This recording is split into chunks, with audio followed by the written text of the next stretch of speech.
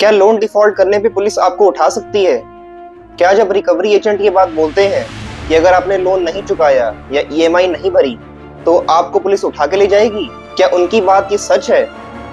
क्या जब recovery agent आपको कॉल पे या सामने आके ये ऐसी बातें बोलता है तो क्या उसकी सारी बातें सच होती हैं?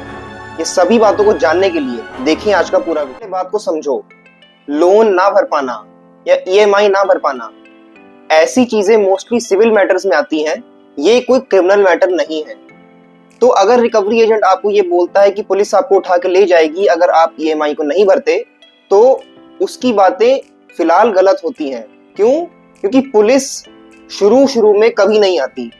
पुलिस के आने से पहले जो बैंक है आपको लीगल नोटिस भेजेगा, आपसे कम्युनिकेशन बिठाने की कोशिश करेगा, आपको रिकवरी कॉल्स आएंगी, आर्बिट्रेशन हो सकती है, सिविल रिकवरी प्रोसेस चल सकता है आपके ऊपर। इन सभी चीजों के बाद जाके पुलिस का एक्शन होता है।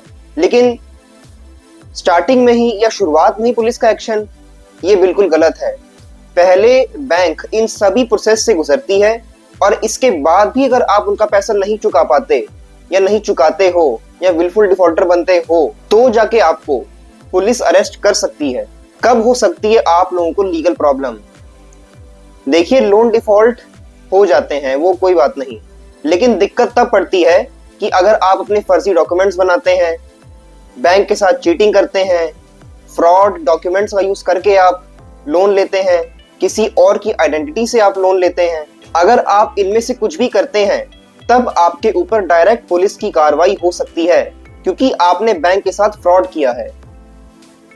लोन नहीं चुका पाना, ईएमआई ना भर पाना, वो एक अलग बात है। उसकी कई वजहें हो सकती हैं। आपकी जॉब लॉस हो सकती है, आपके घर में कोई इमरजेंसी आ सकती है, कोई फाइनेंशियल क्राइसिस, फाइनेंशियल कंडीशन आपके ऊपर खराब हो सकती है, वो अलग चीजें हैं। लेकिन अगर आप फ्रॉड करते हो, आप गलत डॉक्यूमेंट्स का या किसी और के डॉक्यूमेंट्स का या किसी और की आइडेंटिटी का इस्तेमाल करके लोन लेते हो, आप बैंक को गलत इंफॉर्मेशन देते हो, तब जाके आपके ऊपर डायरेक्ट पुलिस की कार्रवाई हो सकती है। अब बात करते हैं रिकवरी एजेंट्स की धमकियां की।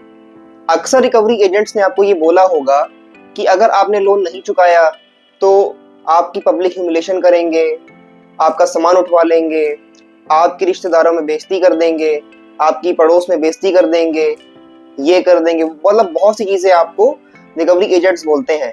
सबसे पहली बात ये जानते हैं कि आरबीआई की गाइडलाइंस क्या कहती हैं। आरबीआई की गाइडलाइंस के अनुसार रिकवरी एजेंट आपसे अब्यूसिव लैंग्वेज या अग्रेसिव लैंग्वेज यूज नहीं कर सकता, रात में आपको कॉल्स नहीं कर सकता, फैमिली मेंबर्स को बेवजह परेशान या हरास नहीं कर सकता। अगर कोई रिकवरी एजेंट आपके साथ गलत व्यवहार कर रहा है तो आप उसके स्क्रीनशॉट्स दे सकते हैं, उसकी आप कॉल रिकॉर्डिंग्स या रिकॉर्डिंग्स कर सकते हैं, बैंक में जाके कंप्लेंट कर सकते हैं या आरबीआई ओम्बुड्समैन पोर्टल पर आप कंप्लेंट डाल सकते हैं। अच्छा, क्या करें अगर आप लोन नहीं भर पा रहे? सबसे बड़ी गलती जो लोग करते हैं कि बैंक से कम्युनिकेशन करना ही बंद कर देते हैं। अगर आप बैंक से कम्युनिकेट नहीं करेंगे, अगर आप बैंक से बात नहीं करेंगे, तो ये चीज दिखाती है कि आप अपनी मर्जी से लोन नहीं चुका रहे, क्योंकि आपने अपनी वजह बैंक को नहीं बताई कि आप पैसा क्यों नहीं चुका रहे।